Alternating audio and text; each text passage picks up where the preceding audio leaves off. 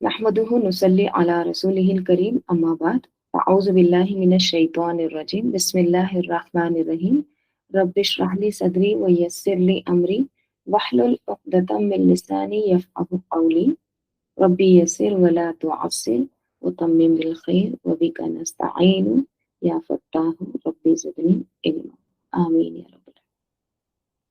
मुसलमानों को ताज़ीब। पीछे के चैप्टर में हमने क्या पढ़े? मुशरिकीन ने इस्लाम की दावत को, तबलीग को हर तरह से रोकने की कोशिश की, लेकिन जब वो देखते हैं कि उनको कोई कामयाबी नहीं मिल रही है, तो अब उन्होंने क्या डिसाइड किया कि इस इस्लाम की दावत को बज़ोर ताकत कुचल देंगे। ठीक है, अब फिजिकली टॉर्चर करेंगे। तो अब ये जो है मुसलमानों को ताजीब के माने क्या है? ताजीब अज़्ज़ब युअज़्ज़िबु ताजीब, अजाब से है, अजाब देना, सजा देना, तकलीफें देना। ठीक है, तो मुसलमानों को क्या क्या तकलीफें दी गई, ये चैप्टर पढ़ने से पहले हम यहाँ पर जिन भी सहाबा का जिक्र हो रहा है, तो हम क्या करेंगे कि उनकी जगह अपने आप को रखकर उसको फील करेंगे। ठीक है, देखिए हम बहुत बार पढ़ते हैं किस्से कहानियां, लेकिन हम उसको महसूस नहीं करते। क्यों? क्योंकि हम समझते हैं कि वो उनके साथ हुआ, वो तो बहुत ताकतवर थे, वो भी इंसानी थे। तो हम क्या करेंगे, जब भी ये अभी पढ़ेंगे जिन सहाबा के बारे में आएगा, तो हम उनकी जगह अपने आप को रखेंगे, तो आपको महसूस होगा कि क्या क्या तकलीफों से ये इस्लाम हमारे पास आया है। राइट, तो चलिए बिस्मिल्लाहिर्रहमानिर्रहीम।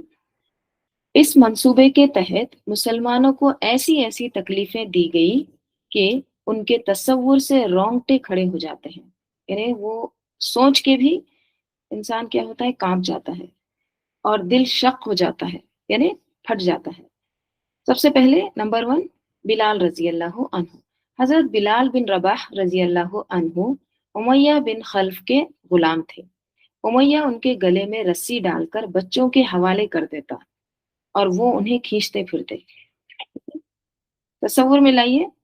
ठीक है, देखिए अब हमको मक्का में चला जाना है। ठीक है, अभी के नहीं, 1400 साल पहले के।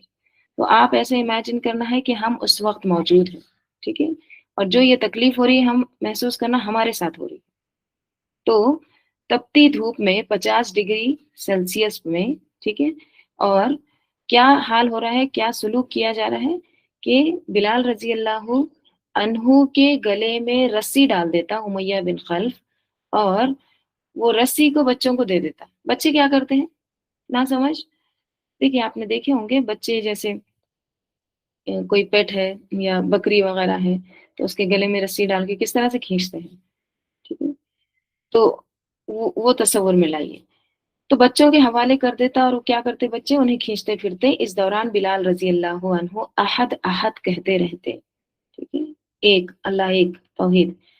इसके अलावा उमैया उनको दोपहर की चिलचिलाती धूप में, यानी 50 डिग्री अबव में ले जाकर जलती रेत पर पत्थर पर डालकर, नीचे पत्थर डालकर सीने पर भारी पत्थर रखवा देता। यानी ऊपर भी पत्थर, नीचे भी पत्थर। हम्म, रेगिस्तान में रेत नीचे पूरी रखवा देता। फिर कहता, या तो मोहम्मद के साथ कुफ्र कर और लात उज्जा की पूजा कर, या इसी हालत में पड़ा पड़ा मर जा, यानी इनकार कर दे। ठीक है, तो बिलाल रजी अल्लाह अन्हु कहते अहद अहद, मतलब अपने कौल पर ये जमे हैं। एक रोज हजरत अबू बकर रजी अल्लाह अन्हु गुजरे और उन्हें इसी तरह की अजियत दी जा रही थी। किसको? बिलाल रजी अल्लाह अन्हु को। तो उन्हें खरीद कर अल्लाह के लिए आजाद कर दिया। ठीक है, तो हजरत अबू बकर रजी अल्लाह अन्हु गुलाम आजाद करने में बहुत आगे थे। ठीक है, बहुत ज्यादा गुलाम आजाद किए उन्होंने। तो अब बिलाल रजी अल्लाह अन्हु के लिए उमैया बिन खल्फ को उन्होंने अच्छी खासी रकम दी थी। मतलब वो रकम नहीं होती उनकी जनरली, लेकिन इसने ज्यादा डिमांड किया था, तो उन्होंने ज्यादा देकर उनको आजाद कर दिया था। दूसरे नंबर पर आते हैं आमिर बिन फुहैरा रजी अल्लाह अन्हु। एक मिनट,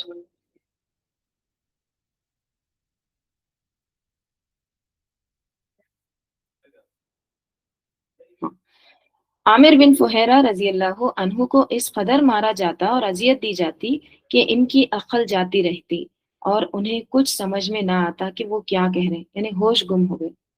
اتنی اذیت دیتا کہ عقل چلی جاتی، سمجھ میں ہی نہیں آتا کہ کیا کہہ رہے ہیں. ٹھیک ہے.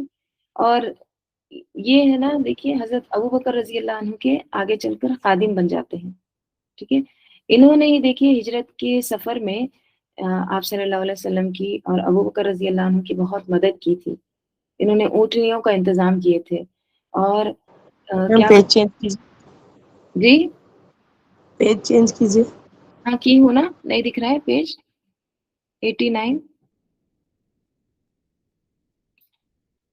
پیج نظر نہیں آ رہا ہے کیا؟ دیکھیے نہیں آ رہا. اب آیا میم، اب آیا. حضرت بدی کا پریزنٹیشن پیج ہے. اچھا، یہ عامر بن فہیرہ یہ نظر آ رہا ہے؟ آ گیا، جزاک اللہ. جی. تو یہ پھر کیا کرتے تھے، انہوں نے اونٹنیوں کا بھی انتظام کیا تھا ہجرت کے سفر میں.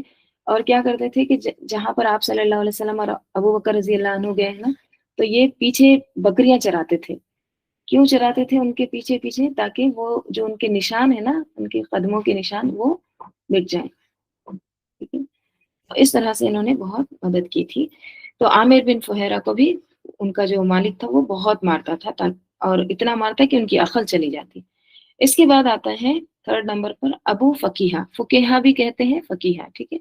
تو ابو فقیہہ رضی اللہ عنہ، جن کا نام افلاح تھا اور جو قبیلے ازد کے رہنے والے اور قبیلے بنو عبد الدار کے غلام تھے، ان کے پاؤں میں لوہے کی بیڑیاں پہنا کر، ذرا تصور میں لائیے، پاؤں میں لوہے کی بیڑیاں پہنا کر دوپہر کی چلچلاتی دھوپ میں نکالتے اور کپڑے اتار کر جلتی ریت یا پتھر پر لٹا دیتے اور اوپر سے اتنا بھاری پتھر رکھ دیتے کہ ہل نہ سکے. ذرا تصور میں لائیے، بغیر چپل کے اگر ہم چلیں، ہمارے پاس یہاں تو انڈیا میں تھوڑا ٹھنڈا رہتا ہے، وہاں کی دھوپ تصور میں لائیے. آپ کبھی گرمی میں حج پر گئے ہوں گے یا عمرہ گئے ہوں گے تو آپ کو ذرا وہ دھوپ بھی محسوس ہوئی ہوں گی کیسی رہتی ہے. ٹھیک ہے. بہت زیادہ دھوپ رہتی ہے کہ بغیر چپل کے تو تصور ہی نہیں کر سکتے.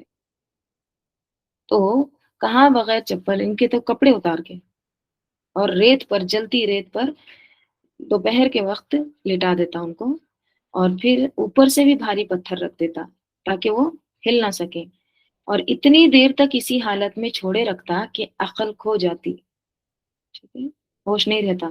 انہیں مسلسل اسی طرح اذیتیں دی جاتی رہی یہاں تک کہ دوسری ہجرت حبشہ میں وہ بھی ہجرت کر گئے. ٹھیک ہے. کنٹینیوس تکلیفیں دی جاتی. ایک بار اسی طرح ان کا بازو رسی سے باندھ کر گھسیٹتے ہوئے لے جایا گیا. ٹھیک ہے. بازو کو ذرا تصور میں لائیے، ان کو رسی سے باندھ کے گھسیٹ رہے ہیں اور جلتی زمین پر ڈال کر اس طرح ان کا گلا گھونٹ دیا گیا کہ لگتا تھا مر گئے. اسی دوران حضرت ابو بکر رضی اللہ عنہ وہاں سے گزرے تو انہیں بھی خرید کر اللہ کے لیے آزاد کر دیا.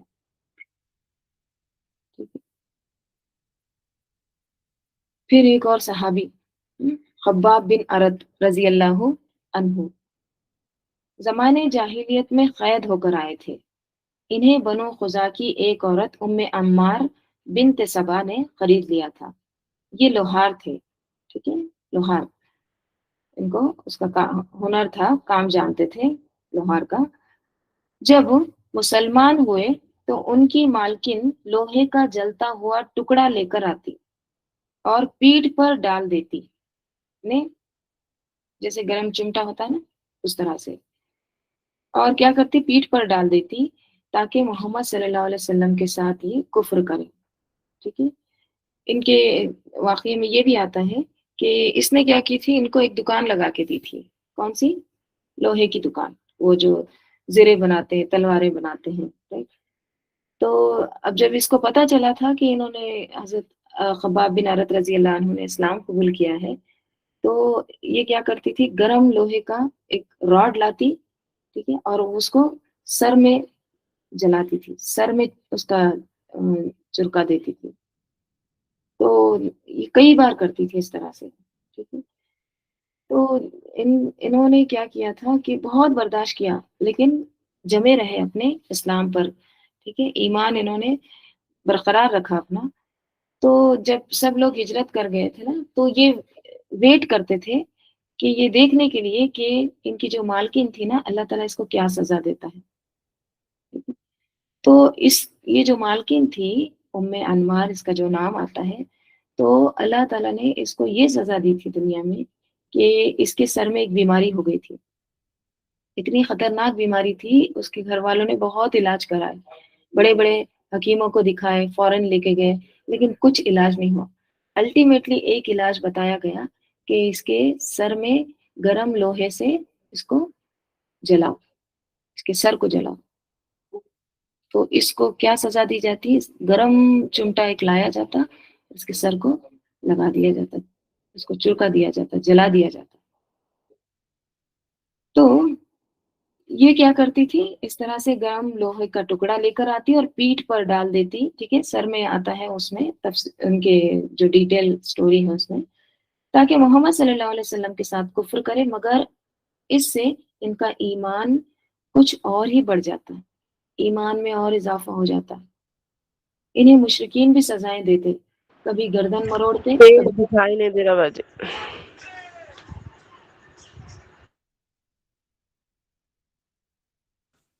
نظر آ رہا نا ہے. یہ خباب بن ارت. ٹھیک ہے. شاید میں تھوڑا بڑا کرتی ہوں. آ رہا نظر آ رہا. جی جی. تو پھر کیا ہوتا ہے, ان کا ایمان کچھ اور بڑھ جاتا ہے, انہیں مشرکین بھی سزائیں دیتے, کبھی گردن مروڑتے, کبھی بال نوچتے, اور کئی بار تو جلتے ہوئے کوئلوں پر ڈال دیا جس سے ان کی پیٹھ کی چربی ہی نے بجھایا.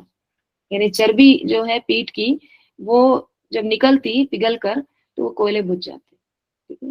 بعض روایت میں یہ بھی آتا کہ ان کے خباب بن ارت اور بھی ایک صحابی تھے, تو ان کے پیٹھ پر اتنے نشانات ہو گئے تھے کہ بچے اس میں انگلیاں ڈالتے تھے. ان کے نشانات میں اتنے گڑے, اتنا بڑا سوراخ ہو گیا تھا کہ اس میں ایک کوئلہ فٹ ہو جاتا تھا. ٹھیک ہے. جیسے ایک بار کا وہ واقعہ آتا ہے نا کہ صحابہ نے ایک بار پوچھا تھا کہ ذرا اپنے پچھلے واقعات کو بتاؤ کہ اسلام جب تم لائے تو اس وقت کیا اذیتیں دی گئی, اس کا کوئی ایک واقعہ سناؤ.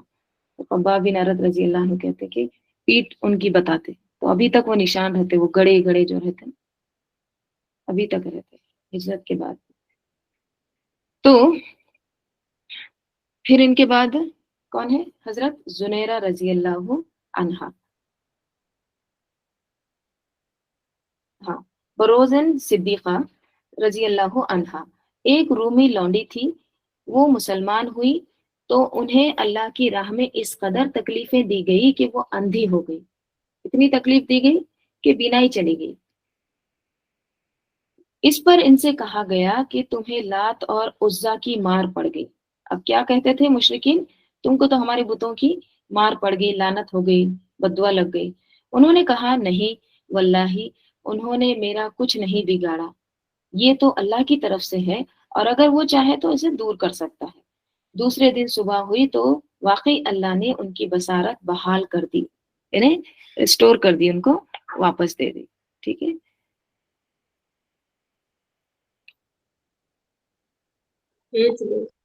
جی.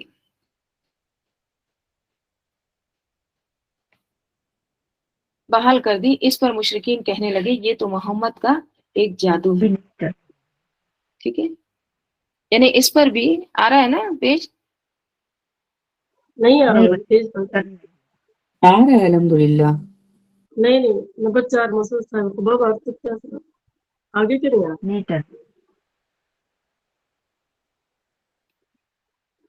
ہاں ابھی آ رہا ہے. ٹھیک ہے. جی. تو جب ان کی بینائی واپس آ گئی تو کیا کہنے لگے مشرکین, یہ تو جادو ہے. ٹھیک ہے, مان رہی ہوں. پھر اس کے بعد آتا ہے ام عبیس رضی اللہ عنہا. بنو زہرا کی ایک لونڈی تھی. ان کا مالک اسود بن عبد یغوث انہیں ستایا کرتا تھا. یہ رسول صلی اللہ علیہ وسلم کا بڑا کٹر دشمن تھا اور آپ کا مذاق اڑایا کرتا تھا، ٹھیک ہے، استہزاء بھی کرتا تھا۔ بنو نیکسٹ ہے بنو عدی کے عمرو بن معمل کی ایک لونڈی مسلمان ہوئی تو انہیں عمر بن خطاب رضی اللہ عنہ اسلام سے پہلے نے ستایا، ٹھیک ہے، وہ ستایا کرتے تھے۔ وہ ابھی مسلمان نہیں ہوئے تھے، چنانچہ انہیں اتنا مارتے کہ تھک جاتے، پھر چھوڑ کر کہتے کہ میں نے کسی مروت کی بنا پر نہیں بلکہ مارتے مارتے اکتا گیا ہوں۔ تصور ملائیے عمر رضی اللہ عنہ جیسا شخص اکتا گئے، تھک گئے، تو بلکہ مارتے مارتے اکتا گیا ہوں اس لیے چھوڑ دیا ہوں۔ وہ کہتی تیرا رب بھی تیرے ساتھ ایسا ہی کرے گا۔ اور جو لونڈیاں مسلمان ہوئی اور انہیں ستایا گیا، ان میں نہدیہ اور ان کی صاحبزادی رضی اللہ عنہما کا ذکر کیا جاتا ہے۔ یہ دونوں بنو عبد الدار کی ایک عورت کی لونڈیاں تھیں۔ ابو بکر رضی اللہ عنہ نے حضرت بلال، عامر بن فہیرہ اور ابو فقیہ رضی اللہ عنہم کی طرح ان سب لونڈیوں کو بھی خرید کر آزاد کر دیا۔ اس پر ان کے والد ابو قحافہ نے بطور عتاب کیا ہوتا ہے؟ ڈانٹنا، غصہ، ٹھیک ہے، بطور عتاب کہا میں دیکھتا ہوں کہ تم کمزور گردنیں آزاد کر رہے ہو، اگر طاقتور مردوں کو آزاد کرتے تو وہ تمہارا بچاؤ کرتے، ٹھیک ہے، طاقتور اگر آزاد کرتے تو وہ بھی تمہارے احسان کا بدلہ دیتے، کام آتے کچھ، ٹھیک ہے۔ تو ابو بکر رضی اللہ عنہ نے کیا فرمایا؟ انہوں نے فرمایا میں اللہ کی رضا چاہتا ہوں، ٹھیک ہے، مجھے صرف اللہ کی رضا چاہیے۔ تو نیت کے فرق سے دیکھیے کام میں کتنا بڑا اجر مل جاتا ہے۔ اس پر اللہ تعالیٰ نے ان کی تعریف اور ان کے دشمنوں کی مذمت قرآن میں فرمائی ہے، جیسے سورہ لیل میں آتا ہے میں نے تم کو ڈرا دیا ہے ایک بھڑکتی ہوئی آگ سے جس میں وہی بدبخت داخل ہوگا جس نے جھٹلایا اور منہ پھیرا۔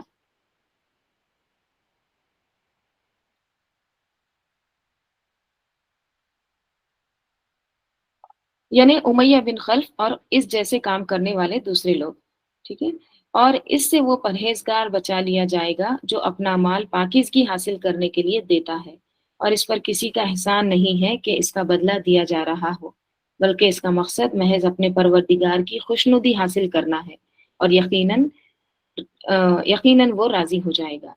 اور یہ ہے حضرت ابو بکر رضی اللہ عنہ، اللہ ان سے بھی راضی ہو، اور انہوں نے جن غلاموں اور لونڈیوں کو آزاد کیا ان سے بھی اور تمام صحابہ کرام سے بھی، ٹھیک ہے۔ تو ابو بکر رضی اللہ عنہ نے بہت سے غلام کو آزاد کیا، ٹھیک ہے، ان کو بھی تکلیف دی جاتی تھی۔ دیکھیے ابو بکر رضی اللہ عنہ کے بارے میں پڑھ رہی تھی تھوڑا سا، تو ان کی جو والدہ تھی نا ان کا نام تھا ام خیر، ٹھیک ہے، خیر کس کا نام ہے؟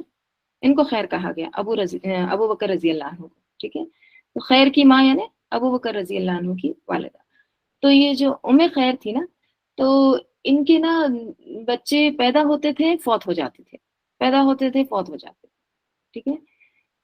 تو انہوں نے ایک بچہ ان کا پیدا ہوا، تو انہوں نے کیا کیا، ان کی والدہ نے بیت اللہ کے پاس لے گئی اور یہ دعا کی کہ یا اللہ اس کو موت سے آزادی عطا کر، ٹھیک ہے، یعنی اس کو زندہ رکھ۔ تو وہ جو زندہ نومولود بچہ تھا وہ کون تھے؟ ابو بکر رضی اللہ عنہ، ٹھیک ہے۔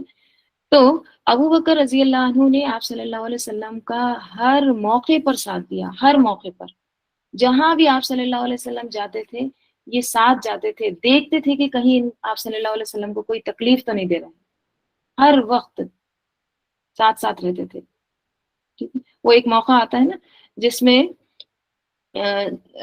ایک کون تھا وہ، عقبہ بن ابی معیط، اس نے کیا کیا تھا کہ آپ صلی اللہ علیہ وسلم نماز پڑھ رہے تھے، تو اس نے دیکھا اور آپ صلی اللہ علیہ وسلم کے گلے میں چادر ڈالی اور چادر ڈال کر زور سے کھینچا، ٹھیک ہے۔ تو ابو بکر رضی اللہ عنہ آ گئے، تو جیسی انہوں نے وہ شخص کو دھکا دیا، ہٹا دیا، پیچھے کیا اور یہ کہا کہ کیا تم ایک ایسے شخص کو قتل کرنے کے در پہ ہو جو یہ کہتا ہے کہ میرا رب اللہ ہے؟ حالانکہ وہ تو واضح دلائل لے کر آیا ہے تمہارے پاس، ٹھیک ہے، رب کی طرف سے۔ تو جیسے ہی انہوں نے یہ کہا تو اب وہ قریش کے ایک بڑے گروپ نے ان پر حملہ کر دیا، چتھے نے، اور ان کو اتنا مارے ان کو کہ ان کا پورا چہرہ خون آلود ہو گیا، لہو لہان ہو گیا، ٹھیک ہے۔ ایسا تھا کہ بس اب فوت ہو گئے ہیں. تو ان کی جو قوم کے لوگ تھے نا ابو بکر رضی اللہ عنہ کے، اب کیا ہوتا تھا کہ کوئی کسی کو اپنے قبیلے کے کسی شخص کو اگر کوئی ہرٹ کر رہا ہے، تکلیف دے رہا ہے، تو پورا قبیلہ آ جاتا تھا اس کو بچانے کے لیے. تو بنو تمیم کے کچھ لوگ آئے، ان کے قبیلے کے، ان کے قوم کے، اور آ کر ان کو بچاتے ہیں وہ جتھے سے، اور پھر ان کو گھر پہ پہنچاتے ہیں. تو گھر پہ جب لے کر جاتے، خون میں لت پت ہے، ٹھیک ہے. تو جیسے ہی گھر پر پہنچتے ہیں تو کیا کہتے ہیں کہ آپ صلی اللہ علیہ وسلم کا کیا حال ہے. آپ سوچئے، دیکھیے یہی مثال ہے نا، جیسے وہ حضرت عمر رضی اللہ عنہ نے کہا تھا نا کہ مجھے آپ ہر چیز سے پیارے ہیں سوائے اپنی جان کے. تو آپ صلی اللہ علیہ وسلم نے کیا کہا تھا کہ جان سے بھی زیادہ مجھے چاہو، مجھے محبت کرو، میری محبت ہونی چاہیے تم سب کے دل میں. تو پھر عمر رضی اللہ عنہ نے کہا تھا نا کہ ہاں اب مجھے آپ اپنی جان سے بھی زیادہ پیارے ہیں. تو یہاں پر مثال ہے، دیکھیے وہ حدیث جو ہے نا اس کا یہاں پر پورا ایک ایکسپلینیشن ہے ابو بکر رضی اللہ عنہ کی زندگی میں، ٹھیک ہے. تو پھر بعد میں دیکھیے ان کی جو والدہ رہتی ہے نا، ان کے والد والدہ ابھی اسلام قبول نہیں کرتے. جب ان کی ماں کی حالت کیسی ہوتی ہے بیٹے کو تکلیف میں دیکھ کے، ماں کا کیا حال ہوتا ہے سب کو پتہ ہے، ٹھیک ہے. تو کیا کہتے ہیں کہ جاؤ تم، والدہ کو کہتے ہیں کہ تم فاطمہ بنت خطاب کے پاس جاؤ، ٹھیک ہے، عمر رضی اللہ عنہ کی بہن، ان کے پاس جاؤ، ان سے پوچھو کہ آپ صلی اللہ علیہ وسلم کا کیا حال ہے، ٹھیک ہے. ابھی پتہ نہیں چلا نا کیا حال ہے آپ صلی اللہ علیہ وسلم. تو والدہ کو بھیجتے ہیں کہ جا کر عمر بن خطاب کی بہن فاطمہ کے پاس جا کر پوچھو کہ آپ صلی اللہ علیہ وسلم کیسے ہیں. تو ان کی والدہ جاتی ہیں وہاں پر، جا کے پھر پوچھ کے آتی ہے کہ آپ صلی اللہ علیہ وسلم کیسے ہیں. تو ان کو میسج ملتا کہ ہاں وہ خیریت سے ہیں، وہ دار ارقم میں ہے اور وہاں پر خیر و عافیت کے ساتھ ہے، ٹھیک ہے. اب دیکھیے ابو بکر رضی اللہ عنہ کیا کرتے ہیں، اپنی والدہ کو، تھوڑی سی ان کی طبیعت بحال ہوتی نا، تو اپنی والدہ کو لے کر آپ صلی اللہ علیہ وسلم کے پاس جاتے ہیں، ٹھیک ہے. اور وہاں پر جا کے اب ان کا پورا چہرہ سجا ہوا رہتا، ایک دم پورے زخم رہتے نا. تو جیسے انٹر ہوتے تو صحابہ رضی اللہ عنہ جیسے ابو بکر رضی اللہ عنہ کو دیکھتے رونے لگتے، اتنے آنسو بہاتے. تو کہتے ہیں کہ آپ صلی اللہ علیہ وسلم کو کہتے کہ نہیں، میں بہت اچھے سے ہوں، اچھے حال میں ہوں، خیریت سے ہوں، مجھے کچھ نہیں ہوا، بس تھوڑا سا چہرہ زخمی ہو گیا ہے، ہاں وہ بھی ٹھیک ہو جاؤں گا. تو کہتے ہیں کہ یہ میری والدہ ہے اور یہ مجھ سے خوش ہے اور بہت اچھی ہیں، ان کو اسلام قبول کرنا ہے تاکہ یہ جہنم کی آگ سے بچ جائیں اور جنت میں داخل ہو جائیں، ٹھیک ہے. تو والدہ پھر ان کی اسلام قبول کرتی ہے وہاں پہ، ٹھیک ہے. اب دیکھیے اس میں دیکھیے کتنا بڑا سبق ہے کہ حضرت ابو بکر رضی اللہ عنہ اپنی والدہ کو، جبکہ ان کو اتنی چوٹ آئی تھی، مار پڑی تھی، ٹھیک ہے، اس وقت لے کے جاتے ہیں، کس لیے کہ آپ اسلام قبول کر لیں. اس وقت کیوں لے کے گئے؟ دیکھیے ماں بھی دیکھ رہی تھی کہ میرا بیٹا اتنی چوٹ لگی، اتنا مارا گیا، تب بھی اسلام سے ہٹے نہیں. یہ جو محبت ہے یہ سچ میں حق ہے. تو یہ سب کچھ دیکھ رہی تھی نا والدہ، اور اس وقت دل بھی نرم ہوتا ہے نا. اسی کو کہتے ہیں نا حکمت. حکمت کیا ہوتی ہے؟ موقع محل، رائٹ. تو کتنے صحیح ٹائم پر لے کے جاتے اپنی والدہ کو اور وہ اسلام قبول کرتے، رائٹ. تو ابو بکر رضی اللہ عنہ کی نا اتنی، ان کی جو شخصیت ہے ضرور آپ لوگ بھی پڑھیے ان کے تعلق سے، تو ہر وقت انہوں نے آپ صلی اللہ علیہ وسلم کا ساتھ دیا، رائٹ. چلیے تو آگے دیکھتے ہیں پھر یہاں پر کیا ہوتا ہے. آپ سے ان کے بارے میں آیت بھی نازل ہوئی ہے قرآن میں سورہ لیل میں. تو یہ ہے ابو بکر صدیق رضی اللہ عنہ، اللہ ان سے بھی راضی ہو، اور انہوں نے جن غلاموں اور لونڈیوں کو آزاد کیا ان سے بھی اور تمام صحابہ کرام سے بھی. ان کے علاوہ حضرت عمار بن یاسر رضی اللہ عنہ، اب آپ کو پتا ہوگا عمار رضی اللہ عنہ، یاسر رضی اللہ عنہ اور سمیہ رضی اللہ عنہ، ٹھیک ہے، یہ ایک فیملی تھی پوری. اب ان کے ساتھ کیا ہوتا ہے. ان کے علاوہ حضرت عمار بن یاسر اور ان کے والدین رضی اللہ عنہم کو بھی سزائیں دی گئی. یہ لوگ بنو مخزوم کے حلیف تھے. ٹھیک ہے، حلیف کیا ہوتا ہے؟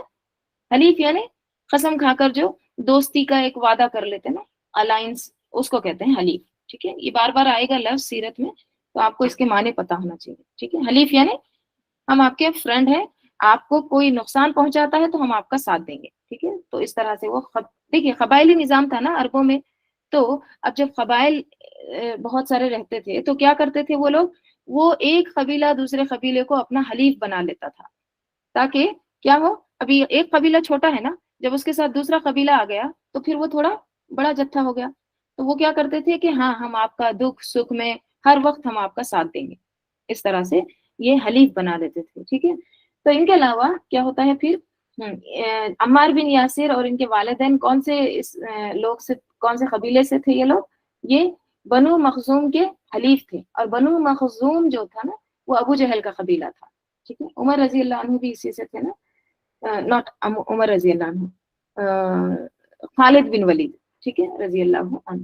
تو یہ لوگ بنو مخزوم کے حلیف تھے جن کا ایک سردار ابو جہل تھا. چنانچہ اس کی سرکردگی میں قبیلے والے ان لوگوں کو سخت دھوپ کے وقت ابتح میں لے جاتے، ایک وادی کا نام ہے، اور اس کی گرمی میں تپاتے. ایسی حالت میں رسول صلی اللہ علیہ وسلم ان کے پاس سے گزرتے تو فرماتے، آل یاسر اصبر، صبر کرو. ٹھیک ہے، آل یاسر صبر کرنا، تمہارا ٹھکانہ جنت ہے. ٹھیک ہے، اے اللہ آل یاسر کو بخش دے. تو یہاں پر آپ دیکھیے، ہم بغیر فین کے بھی مشکل سے بیٹھتے ہیں. ٹھیک ہے، ہم کو فین ہونا ہر وقت، تھوڑی بھی گرمی برداشت نہیں ہوتی. کہاں یہ کہ 50 ڈگری ٹیمپریچر ہے.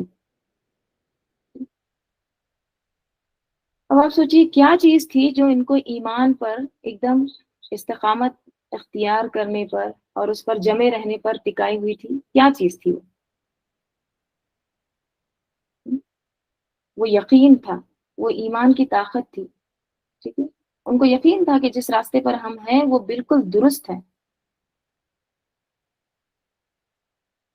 اسی طرح عذاب سہتے سہتے یاسر اس دنیا سے چل بسے. وہ قبیلے مزہج کے ایک شاخ انس سے تعلق رکھتے تھے. ان کے والد کا نام عامر اور دادا کا نام مالک تھا. باپ کا انتقال ہو گیا عمار کے یعنی یاسر کا رضی اللہ عنہ. حضرت عمار رضی اللہ عنہ کی والدہ کا نام سمیہ بنت خیاط تھا رضی اللہ عنہا. وہ ابو حذیفہ مخزومی کی لونڈی تھی، بہت بوڑھی اور کمزور ہو چکی تھی. ذہن میں لائیے، بوڑھی عورت، کمزور عورت. انہیں کمبخت ابو جہل نے شرم گاہ میں نیزہ مارا، پرائیویٹ پارٹس پہ تیر مارا، نیزہ. ٹھیک ہے، تیر نہیں ہوتا، نیزہ یعنی وہ بڑا سا، جیسے ہم کیا کہتے ہیں، سبل، کچھ تو کہتے ہیں نا سبل، یعنی لمبا سا جو ہوتا ہے نا، نوکیلا رہتا. وہ دور سے ایسے پھینکتے تھے کسی کو اگر قتل کرنا ہے تو. تو جیسے سلاخ سے تھوڑا موٹا اور نوکدار. تو شرمگاہ پر اس نے نیزہ مارا تھا ابو جہل نے، جس سے وہ شہید ہو گئی. ٹھیک ہے، اور کیا کرتا تھا پتہ ہے، ایک ٹانگ کو ایک اونٹ کو باندھ دیتا، دوسری ٹانگ کو دوسرے اونٹ کو، اور دونوں کو مخالف سمت میں چلا دیتا. تصور میں لائیے آپ. اور یہ اسلام کی سب سے پہلی شہیدہ تھی. کون؟ سمیہ رضی اللہ عنہا. باقی رہے عمار، والدین کا انتقال ہو گیا، شہید ہو گئے. ٹھیک ہے، باقی رہے عمار رضی اللہ عنہ. تو عذاب ان کی برداشت سے باہر ہو گیا. اتنا عذاب دیا جاتا، تعذیب دی جاتی کہ برداشت کرنا مشکل تھا. ٹھیک ہے، مشرکین سخت گرمی کے دنوں میں کبھی انہیں لوہے کی زرہ پہنا دیتے، کبھی سینے پر سخت پتھر، بھاری پتھر رکھ دیتے، کبھی پانی میں ڈبو دیتے. یہاں تک کہ ایک روز انہوں نے مجبوراً ان کے مطلب کی بات کہہ دی، لیکن دل ایمان سے بھرا ہوا تھا. اس پر اللہ تعالیٰ نے سورہ نحل کی آیت نازل کی. ٹھیک ہے، کون سی آیت ہے؟ ہاں، یہ جس شخص کو کفر پر مجبور کیا گیا اور اس کا دل ایمان کے ساتھ مطمئن تھا، مجبور کیا گیا کفر پر لیکن اندر دل ایمان سے بھرا ہوا تھا، لیکن اس کے سوا جس کسی نے اللہ تعالیٰ کے ساتھ کفر کیا، یعنی کھلے دل کے ساتھ کفر قبول کر لیا، تو اس پر اللہ کا غضب ہے اور اس کے لیے زبردست عذاب ہے. ٹھیک ہے؟ اللہ کی راہ میں حضرت مصعب بن عمیر رضی اللہ عنہ کو بھی اذیتیں دی گئی. وہ بڑے ناز و نعمت میں پلے بڑے تھے. اسلام لائے تو ان کی ماں نے ان کا کھانا پانی بند کر دیا اور گھر سے نکال دیا. چنانچہ سانپ کی کچلی کی طرح ان کی چمڑی ادھڑ گئی. یعنی اسکین عذاب سہ کے اتنی رف ہو گئی کہ اسکین ان کی نکل گئی جسم کی، جس طرح سانپ کی وہ اسکن نکلتی ہے نا، اس طرح سے. دیکھیے جو لوگ مشقتوں میں پلے بڑے ہوتے ہیں نا، وہ پھر بھی کچھ نہ کچھ سہ جاتے ہیں، لیکن جو ناز و نعمت میں پلے بڑے ہوتے ہیں تو وہ بھی سزائیں پا رہے ہیں، ان کو بھی سزائیں دی جا رہی ہیں. مصعب بن عمیر بہت رچ تھے، بہت مالدار تھے. اتنے مالدار تھے کہ ایکسپینسو پرفیومز لگاتے تھے، روزانہ نیا ڈریس پہنتے تھے، برانڈڈ ڈریسز پہنتے تھے. جو راستے سے گزرتے تھے وہ راستہ پورا معطر ہو جاتا تھا. آپ نے کوئی ایسا پرفیوم آج نہیں دیکھے ہوں گے کہ پوری گلی کو معطر کر دے، پوری گلی میں خوشبو پھیلا دے. لیکن ویسے پرفیومز وہ یوز کرتے تھے مصعب بن عمیر. لیکن جب اسلام قبول کیا تو جو ڈریس پہنے تھے نا، ماں نے وہ بھی ڈریس دینے کے لیے کہہ دی، یہ ڈریس بھی اتار دو، یہ میرا ڈریس ہے. اور کون دے رہی ہے سزا؟ ماں، خود کی ماں. اسی طرح اور حضرت صہیب بن سنان رومی رضی اللہ عنہ، ان کو بھی اس قدر تکلیف دی گئی کہ وہ اپنی عقل کھو بیٹھتے، انہیں پتہ ہی نہیں چلتا کہ وہ کیا کہہ رہے. صہیب رومی مشہور صحابی ہیں. پھر حضرت عثمان بن عفان رضی اللہ عنہ، آپ کو پتا ہوگا عثمان بن عفان رضی اللہ عنہ بہت رچ تھے، یہ بھی بہت مالدار رئیس تھے یہ. ٹھیک ہے، تو صرف غریب کو، غلاموں کو ہی سزا نہیں دی گئی، مالداروں کو بھی سزائیں دی گئی. ابو بکر رضی اللہ عنہ کون تھے؟ ان کی بات سنی جاتی تھی، تاجر تھے، بہت بڑے کپڑے کی تجارت کرتے تھے ابو بکر رضی اللہ عنہ. تو ان کو بھی سزائیں دی گئی، ان کو بھی اتنا مارا گیا. اب عثمان رضی اللہ عنہ کا سنیے. عثمان بن عفان رضی اللہ عنہ کو بھی طرح طرح سے ستایا گیا. ان کا چچا ان کو کھجور کی چٹائی میں لپیٹ کر نیچے سے دھونی دیتا تھا، چچا دیتا تھا. یہ بھی ناز و نعمت میں پلے بڑے تھے. ابو بکر رضی اللہ عنہ نے ابو بکر اور طلحہ بن عبید اللہ رضی اللہ عنہما کو بھی ستایا گیا. نوفل بن خولید نے اور کہا جاتا ہے کہ طلحہ بن عبید اللہ کے بھائی عثمان بن عبید اللہ نے دونوں کو پکڑ کر ایک ہی رسی میں باندھ دیا تاکہ نماز کی ادائیگی اور دین پر عمل پیرا ہونے سے باز رہیں. دونوں کو باندھ دیے ایک ساتھ تاکہ نماز ہی نہ پڑھے. مگر ان دونوں حضرات نے اس کی بات نہ مانی. پھر وہ حیرت سے دیکھتا ہے کہ دونوں کھلے ہوئے ہیں اور نماز پڑھ رہے ہیں. چونکہ دونوں ایک ساتھ رسی میں باندھے گئے تھے، اس لیے انہیں قرین بھی کہا جاتا ہے. قرین کے معنی کیا ہوتے ہیں؟ ایک ساتھ ملائے گئے، اکٹھا جن کو باندھ دیا جاتا ہے تو اس کے لیے قرین آتا ہے. ابو جہل کا حال یہ تھا کہ وہ جب کسی بااثر اور بچاؤ کی طاقت رکھنے والے آدمی کے اسلام لانے کی خبر سنتا تو اسے ڈانٹتا، پھٹکارتا اور دھمکیاں دیتا کہ مال و عزت کو سخت دھمکیاں دیتا کہ تمہارے مال و عزت کو سخت نقصان پہنچاؤں گا. اور اگر کمزور آدمی اسلام لاتا تو اسے خود بھی مارتا اور دوسروں کو بھی شہ دیتا، یعنی تم بھی مارو. غرض جس کسی کے بھی مسلمان ہونے کا پتہ چلتا، مشرکین اس کے در پہ آزار ہو جاتے ہیں، اس کے پیچھے پڑ جاتے اور جہاں تک بس چلتا ستاتے اور تکلیفیں دیتے. تو اس دور میں اسلام لانا، ایمان لانا، لا الہ الا اللہ کہنا آسان کام نہیں تھا. یہ زیادتیاں تو کمزور اور عام مسلمان کے ساتھ ہو رہی تھیں.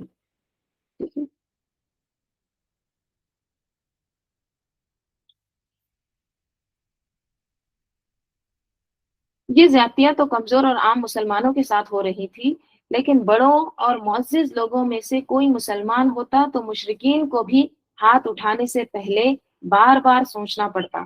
چنانچہ ایسے مسلمان سے اس کے ہم پلہ لوگ ہی حد درجے احتیاط اور سوچ و بچار کے بعد ٹکرانے کی جرت کرتے ہیں. دیکھیے آغاز کہاں سے ہوا تھا؟ ہنسی مذاق، تحقیر، استہزاء، رائٹ. پھر ابو طالب کو بھی انذار کیا گیا، ٹھیک ہے، اپنے بھتیجے کو سمجھا دو، وہ اس طرح سے کر رہے ہیں، تو ان کو وارننگ دی گئی، رائٹ. پھر آپ صلی اللہ علیہ وسلم کو کیا کیا القاب دیے گئے، کاہن کہا، کبھی پاگل کہا، کبھی شاعر، مجنون، اس طرح کے، ٹھیک ہے، یعنی ہر طرح کا انہوں نے حربہ یوز کیا، ہر طرح کی کوششیں کر لی. جیسے ایک صحابیہ ہے جن کے بارے میں ایک واقعہ آتا ہے کہ ام شریک رضی اللہ عنہا، ان کا تھوڑا سا تفصیلاً واقعہ آیا ہے تو اس کو سلائیڈ پہ شیئر کرنا مشکل ہو رہا تھا، میں آپ کو پڑھ کے سناتی ہوں. ام شریک جن کا نام غزیہ بنت جابر الدوسیہ بیان کیا جاتا ہے، تو ان کے شوہر ابو الاکر مسلمان ہوئے اور حضرت ابو ہریرہ رضی اللہ عنہ اور اپنی قوم کے دوسرے لوگوں کے ساتھ رسول صلی اللہ علیہ وسلم کی طرف ہجرت کر گئے. ام شریک بیان کرتی ہے میرے شوہر کے گھر والے میرے پاس آئے، ٹھیک ہے، شوہر اسلام قبول کیے، ہجرت کر لیے، ٹھیک ہے، چلے گئے، مکہ سے چلے گئے مدینہ. اب بیوی کہاں ہے؟ بیوی مکہ میں ہی ہے. تو اب سسرال والے آئے، شوہر کے رشتہ دار. تو میرے شوہر کے گھر والے میرے پاس آئے اور کہنے لگے کیا تم بھی اپنے شوہر کے دین پر ہو؟ میں نے کہا ہاں، اللہ کی قسم میں بھی اسی کے دین پر ہوں، یعنی بس اسلام پر ہی ہوں. انہوں نے کہا اللہ کی قسم ہم تمہیں سخت عذاب دیں گے اگر تم اپنے دین کو نہ چھوڑو گی.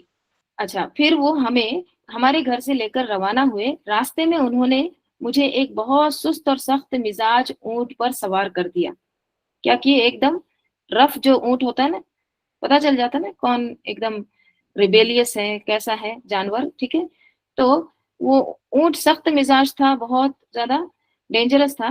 تو اس پر کیا کیے، ام شریک کو سوار کر دیے، ٹھیک ہے، جو ان کے جانوروں میں سب سے زیادہ تکلیف دینے والا تھا. وہ مجھے روٹی شہد کے ساتھ کھلاتے لیکن پانی کی ایک بوند بھی نہ دیتے، ٹھیک ہے، پیاسے رکھتے. جب دوپہر کا وقت ہوتا، سورج کی گرمی بہت بڑھ جاتی اور سخت گرمی ہوتی تو وہ اپنے خیمے لگا کر سائے میں چلے جاتے جبکہ مجھے دھوپ میں چھوڑ دیتے. یہاں تک کہ میری عقل جاتی رہی، سماعت جاتی رہی، بصارت بھی متاثر ہوئی. انہوں نے میرے ساتھ 3 دن تک یہی سلوک کیا. تیسرے دن انہوں نے مجھ سے کہا اپنا دین چھوڑ دو. میں ان کی بات پوری طرح سمجھ بھی نہیں پا رہی تھی، مطلب کیا بول رہے ہیں کچھ بھی نہیں سمجھ میں آ رہا تھا. صرف کبھی کبھی کوئی ایک لفظ سمجھ میں آتا تھا. میں اپنی انگلی سے آسمان کی طرف اشارہ کرتی اور توحید کا اظہار کرتی، یعنی لا الہ الا اللہ. کہتے کہ کفر کرو، اور یہ کیا کہتی، لا الہ الا اللہ، آسمان کی طرف اپنی انگلی کر کے ایک اللہ کی وحدانیت کی طرف. میں اسی حالت میں رہی یہاں تک کہ میری انتہائی کمزوری کی حالت ہو گئی. اچانک میں نے اپنے سینے پر پانی کی ڈول کی ٹھنڈک محسوس کی. میں نے اسے پکڑا اور ایک گھونٹ پانی پیا لیکن وہ مجھ سے اٹھا لیا گیا، یعنی اللہ کی طرف سے مدد آئی پانی کی. میں نے اوپر دیکھا تو وہ ڈول آسمان اور زمین کی طرف درمیان معلق تھا مگر میں اسے حاصل کرنے پر قادر نہ تھی. پھر وہ دوبارہ میرے قریب لایا گیا. میں نے ایک اور گھونٹ پیا، پھر اسے اوپر اٹھا لیا گیا. پھر تیسری مرتبہ اسے میرے قریب لایا گیا. اس مرتبہ میں نے اتنا پانی پیا کہ میری پیاس بجھ گئی اور میں نے اپنے سر، چہرے اور کپڑوں پر بھی پانی ڈالا. اب جب یہ حال ہوا، یہ پورا اللہ تعالیٰ کی طرف سے غیبی مدد آئی، تو ان کے جو سسرال والے تھے، یہ جو لوگ تھے نا، وہ باہر آ گئے اور وہ مجھے دیکھ کر کہنے لگے اے اللہ کی دشمن، یہ پانی تمہیں کہاں سے ملا؟ میں نے کہا اللہ کا دشمن تو وہ ہے جو اس کے دین کی مخالفت کرے، اور تم پوچھتے ہو کہ یہ پانی مجھے کہاں سے ملا؟ تو یہ اللہ کی طرف سے ہے، اللہ تعالیٰ نے مجھے رزق عطا کیا ہے. وہ فوراً اپنے پانی کے مشکیزوں اور برتنوں کی طرف گئے. انہوں نے دیکھا کہ ان کے مشکیزیں اور پانی کے برتن اسی طرح بند تھے جیسے انہوں نے ان کو بند کر کے گئے تھے، یعنی ان میں سے کسی نے پانی نہیں نکالا تھا. تب انہوں نے کہا ہم گواہی دیتے ہیں کہ تمہارا رب ہی ہمارا رب ہے. پورے جو لوگ تھے نا، سب کے سب ان کے پھر اسلام قبول کر لیتے ہیں، یہ واقعہ دیکھ کے، معجزہ دیکھ کے. اور جس ذات نے اس جگہ ہمارے اس سلوک کے باوجود تمہیں پانی عطا کیا، وہی ذات ہے جس نے اسلام کا دین نازل کیا. چنانچہ وہ سب مسلمان ہو گئے اور سب کے سب رسول صلی اللہ علیہ وسلم کی طرف ہجرت کر کے مدینہ چلے گئے. اسی طرح اور بھی صحابہ کے واقعات آتے ہیں. تو یہ جو ہے نا، یہ ام شریک رضی اللہ عنہا تھی، ٹھیک ہے. تو دیکھیے ہر طرح سے کوشش کریں، مشرکین نے سودے بازیاں بھی کی، یہ لے کے یہ کر لو، اس طرح کے آگے آئے گا انشاءاللہ، ٹھیک ہے. لیکن آپ صلی اللہ علیہ وسلم اور صحابہ رضی اللہ عنہ، ان کی آپ استقامت دیکھیے، اتنی مخالفت کے باوجود بھی پیچھے نہیں ہٹے، ٹھیک ہے. گالی گلوچ کی گئی، خاص طور پر جب نماز پڑھتے تھے اس وقت تکلیفیں دی گئی، ترغیبات دی گئی، لالچ دی گئی۔ دیکھیے یہ جو ترغیبات ہوتی ہے نا، ترغیبات کیا ہوتا ہے؟ کوئی چیز کی لالچ دینا، ترغیب دلانا، یہ بھی ایک آزمائش ہوتی ہے۔ جس طرح جسمانی تکلیف ہے، تعذیب ہے، گالی گلوچ ہے، تانے ہے، یہ بھی آزمائش ہے، تو اسی طرح یہ جو ترغیبات ہے نا، یہ بھی بہت بڑی آزمائش ہوتی ہے۔ کیوں؟ کیونکہ جب انسان تکلیف میں ہوتا ہے، پریشانی میں ہوتا ہے، تو اس وقت تک اس موقع کا فائدہ اٹھا کر ترغیب دینا، کسی چیز کی لالچ دینا، تو اس وقت ایمان کا بہت بڑا ٹیسٹ ہوتا ہے یا نہیں؟ لیکن اس وقت بھی استقامت اختیار کیے آپ صلی اللہ علیہ وسلم بھی اور صحابہ رضی اللہ عنہم بھی، ٹھیک ہے؟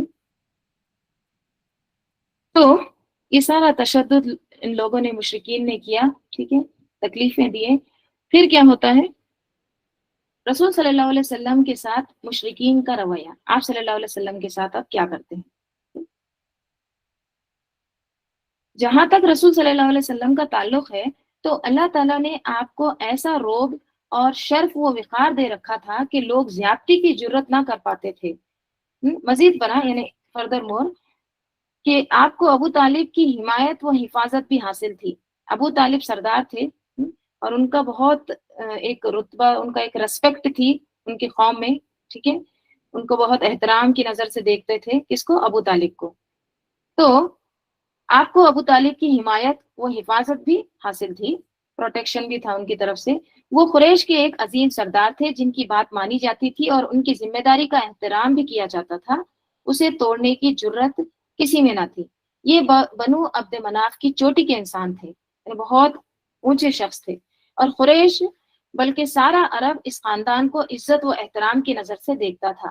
اس لیے آپ کے اس تعلق سے مشرکین مجبور تھے کہ کوئی پرامن قدم اٹھائیں۔ چنانچہ انہوں نے ابو طالب سے گفت و شنید کا راستہ اپنایا، یعنی کنورزیشن، بات چیت، مگر کسی قدر سختی اور چیلنج لیے ہوئے، ٹھیک ہے۔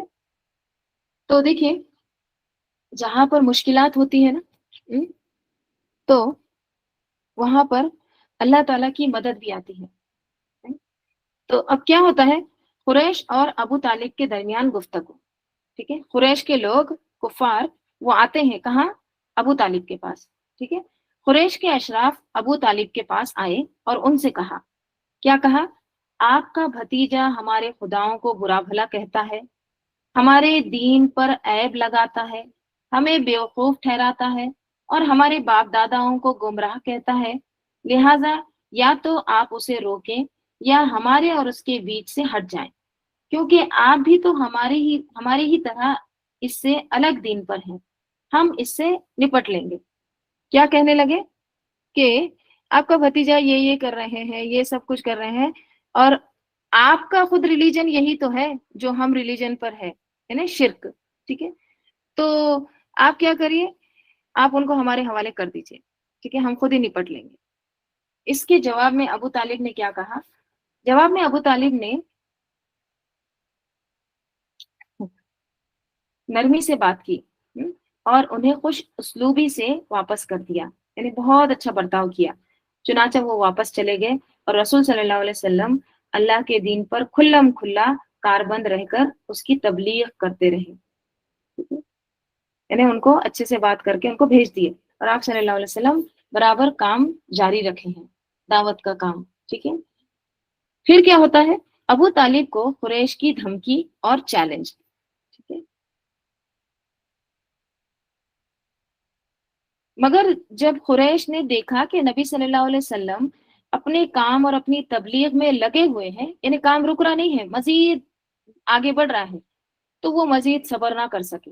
اب قریش جو ہے وہ دیکھ رہے ہیں کہ کام رک رہا ہی نہیں ہے بلکہ بڑھتے جا رہا ہے، تو ان کو برداشت نہیں ہوا، وہ صبر نہ کر سکے، انہوں نے باہم بڑی چہمگوئیاں کی اور شکوے کیے۔ پھر ابو طالب کے پاس جا کر عرض کیا، پھر سے آئے، کیا کہتے ہیں؟ ابو طالب، آپ ہم میں عمر رسیدہ ہیں، یعنی بڑی عمر کے ہیں، اور شرف و منزلت رکھتے ہیں، یعنی آپ کا ایک رتبہ ہے، مقام ہے، ہم نے آپ سے عرض کیا تھا کہ اپنے بھتیجے کو منع کریں، مگر آپ نے منع نہیں کیا۔ ہم بخدا یہ برداشت نہیں کر سکتے کہ ہمارے باپ داداؤں کو برا بھلا کہا جائے، ہمیں بیوقوف قرار دیا جائے اور ہمارے معبودوں پر عیب لگائے جائیں۔ لہٰذا آپ یا تو انہیں منع کریں یا پھر ہم آپ کے اور اس کے دونوں کے مقابل اتر پڑیں گے، یعنی ہم مقابلہ کریں گے، اور اس وقت تک نہیں ٹلیں گے جب تک کہ ایک فریق کا خاتمہ نہ ہو جائے۔ یہ کہہ کر وہ لوگ واپس چلے گئے۔ ابو طالب کو یہ دھمکی اور چیلنج بڑا بھاری محسوس ہوا۔ انہوں نے آپ صلی اللہ علیہ وسلم کو بلا کر ان کی بات سنائی اور کہا، اب مجھ پر اور اپنے آپ پر رحم کرو۔ ٹھیک ہے، یہ کون کہہ رہے ہیں؟ چچا کہہ رہے ہیں، ابو طالب۔ کس کو؟ آپ صلی اللہ علیہ وسلم کو۔ اب مجھ پر اور اپنے آپ پر رحم کرو اور میری طاقت سے زیادہ مجھ پر بوجھ نہ ڈالو۔ جب رسول صلی اللہ علیہ وسلم نے ان کی یہ کمزوری دیکھی تو فرمایا، چچا جان، واللہ اگر یہ لوگ میرے دائیں ہاتھ میں رائٹ ہینڈ میں سورج اور بائیں ہاتھ میں چاند رکھ دیں گے کہ میں اس کام کو چھوڑ دوں تو بھی میں نہیں چھوڑ سکتا، یہاں تک کہ یا تو اللہ اس دین کو غالب کر دے یا میں اسی راہ میں ہلاک ہو جاؤں۔ اب اس کے بعد آپ صلی اللہ علیہ وسلم کی آنسو نکل آئے، رو دیا آپ صلی اللہ علیہ وسلم اور آپ رو پڑے۔ یہ دیکھ کر ابو طالب کی محبت اور قوت ارادی پلٹ آئی۔ انہوں نے کہا، بھتیجے جاؤ، جو کہنا ہو کہو، واللہ میں تمہیں کبھی کسی بھی وجہ سے چھوڑ نہیں سکتا، اب نہیں چھوڑوں گا تم کو۔ تو ہر طرح سے ابو طالب نے بھی سپورٹ کیا۔ قریش کے عجیب و غریب تجویز اور ابو طالب کا دلچسپ جواب۔ اب دیکھیے کیا تجویز کرتے ہیں، ایک بہت انٹرسٹنگ پروپوزل لاتے ہیں۔ کون؟ قریش نے دیکھا کہ ان کی دھمکی کارگر نہیں ہوئی، یعنی وہ جو دھمکی دے رہے تھے وہ ورک نہیں ہوئی، تو کیونکہ رسول صلی اللہ علیہ وسلم اپنا کام کیے جا رہے تھے، یعنی آپ صلی اللہ علیہ وسلم رکے نہیں، کام چل رہا تھا دعوت و تبلیغ کا، اور ابو طالب ان کی مدد پر ڈٹے ہوئے ہیں، جس کا مطلب یہ ہے کہ ان کو اپنے بھتیجے کی مدد کے بدلے قریش کی عداوت اور جدائی منظور ہے اور وہ لڑنے بھڑنے کے لیے تیار ہیں۔ اس لیے قریش کو ذرا توقف و تعامل کرنا پڑا، انہیں رکنا پڑا، اور وہ دیر تک مشورے کرتے رہے۔ آخر انہیں ایک عجیب و غریب تجویز سوچی۔ قریش میں ایک شخص عمارہ بن ولید تھا، ٹھیک ہے، قریش میں ایک شخص تھا عمارہ بن ولید، بہت خوبصورت، ہینڈسم تھا، باقا جوان تھا، یعنی ایک دم ینگ تھا اور جوانوں کا سردار تھا، لیڈرشپ بھی کوالٹیز تھی۔ یہ لوگ اسے ساتھ لے کر ابو طالب کے پاس آئے اور کہا، ابو طالب، آپ اس نوجوان کو ہم سے لے لیجئے اور اسے اپنا لڑکا بنا لیجئے، آپ اس کی مدد بھی کیجئے اور دیت بھی لیجئے اور ہمیں اس کے بدلے اپنا بھتیجا دے دیجئے۔ چال کیسی تھی دیکھیے، ایکسچینج کر رہے ہیں کہ آپ اس سے دل بہلا لو، اپنا بھتیجا ہم کو دے دو، ٹھیک ہے، جو آپ کے دین اور آپ کے باپ دادا کے دین کا مخالف ہے اور جس نے آپ کی قوم میں پھوٹ ڈال رکھی ہے اور ان کی عقلوں کو بیوقوف قرار دے رکھا ہے، ہم اسے لے جا کر قتل کر دیں گے۔ کس کو؟ آپ صلی اللہ علیہ وسلم کو۔ بس یہ ایک آدمی کے بدلے ایک آدمی کا معاملہ ہوا، برابر ہو گیا نا، ٹھیک ہے، قصاص کے جیسا، ہم ایک کو قتل کر دیں گے، آپ کو دوسرا دے دے رہے نا۔ واللہ، تو ابو طالب دیکھیے کتنا سمجھداری سے جواب دیتے ہیں، واللہ تم لوگ انتہائی برا سودا کر رہے ہو، مجھے تو تم اپنا بیٹا دیتے ہو کہ میں اسے کھلاؤں پلاؤں اور اچھا کروں، اس کے ساتھ اچھا بیہیو کروں، اور مجھ سے میرا بیٹا مانگ رہے ہو کہ تم اس کو قتل کر دو۔ اللہ کی قسم یہ کبھی نہیں ہو سکتا۔ دیکھیے آپ ذرا ان کی سمجھداری دیکھیے، یہ سمجھ بھی اللہ تعالیٰ دیتا ہے، یہ حکمت جو ہے نا یہ اللہ تعالیٰ دیتا ہے، ٹھیک ہے، اس طرح کی باتیں۔ تو کیا کہتے ہیں کہ تم اپنا بیٹا دے رہے، میں اس کو کھلاؤں پلاؤں، اس کو اچھا رکھوں، اس کا کیئر کروں، اور تم میرا بیٹا لے جا کر اس کو قتل کرو گے، میں تو کبھی نہیں کروں گا ایسا۔ تو یہ تھا ابو طالب کا سپورٹ ٹھیک ہے، ہر طرح سے انہوں نے سپورٹ کیا. جب تک وہ زندہ رہے نا تو قریش نے آپ صلی اللہ علیہ وسلم کو کچھ بھی تکلیف نہیں دی تھی. فزیکل جو رہتا نا ٹارچر بالکل نہیں کیا تھا. وہ جو اوجڑی ڈالنے کا، وہ سب گلے میں چادر ڈالنے کا بعد کے واقعات آتے ہیں. تو کیا سمجھ میں آتا ہے؟ ان تمام واقعات سے کیا سمجھ میں آتا ہے؟ آپ صلی اللہ علیہ وسلم کی استقامت اور صحابہ رضی اللہ عنہم کی استقامت. استقامت کیا ہوتا ہے؟ جم جانا، ٹک جانا. یہ جو بات کہی نا آپ صلی اللہ علیہ وسلم نے کہ اگر میرے دائیں ہاتھ میں سورج اور بائیں ہاتھ میں چاند رکھ دیا جائے تب بھی میں اس کام سے یا اس دعوت سے باز نہیں آؤں گا. یہ جو بات ہے نا، یہ اس سے پتہ چلتا ہے آپ صلی اللہ علیہ وسلم کی استقامت کا. انہیں کتنی بھی نعمتیں لا کر دے دو تم مجھے، میں یہ کام نہیں چھوڑوں گا. ٹھیک ہے، تو اتنی تکلیفیں برداشت کیے، لیکن وہ صبر، جو حوصلہ، جو ثابت قدمی تھی نا، وہ برقرار رہی. اس میں ہم یہ بھی دیکھتے ہیں نا، دیکھیے حضرت آسیہ رضی اللہ عنہا کا، وہ بھی فرعون کے ظلم کو برداشت کرتی تھی. رائٹ، اتنا ستاتا تھا لیکن انہوں نے ایمان نہیں چھوڑا. پھر وہ جادوگر جو تھے، جو ایمان لائے تھے، ان کو بھی کتنی دھمکیاں دی گئی، ان کو بھی کیا کیا گیا، مخالف سمت میں ان کے اعضا کاٹے گئے. سب کچھ یہ اذیتیں برداشت کی لیکن ایمان نہیں چھوڑا.